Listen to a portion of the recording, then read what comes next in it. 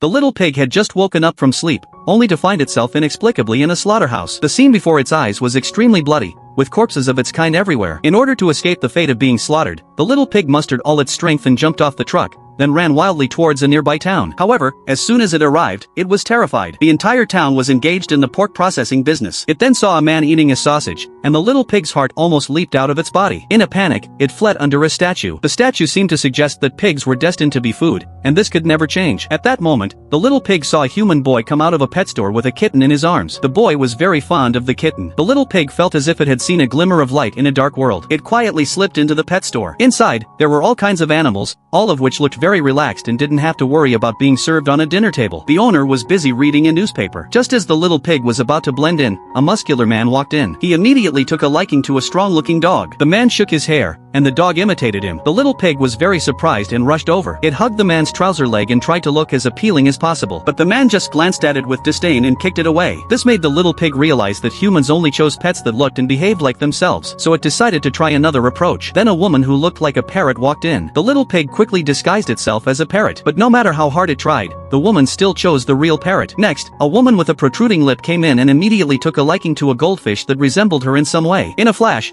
the little pig changed its appearance again and appeared in the fish tank, which scared the woman away. After that, a girl with rabbit teeth who loved carrots chose a rabbit that also loved carrots. The little pig tried every trick it could think of, hoping to be chosen by a human. But by sunset, all the pets in the store had been bought by people, and the little pig was still unchosen. The little pig was completely devastated and sat on the ground, crying loudly. At that moment, the female owner of the store came over, attracted by the noise. The little pig looked up and saw that the owner looked very much like itself. It was extremely excited. The little pig snuggled into the owner's arms and acted cute. Finally, its fate was changed. The little pig was taken home by the owner. The house looked very warm and bright, and the little pig began to live the life it had always wanted.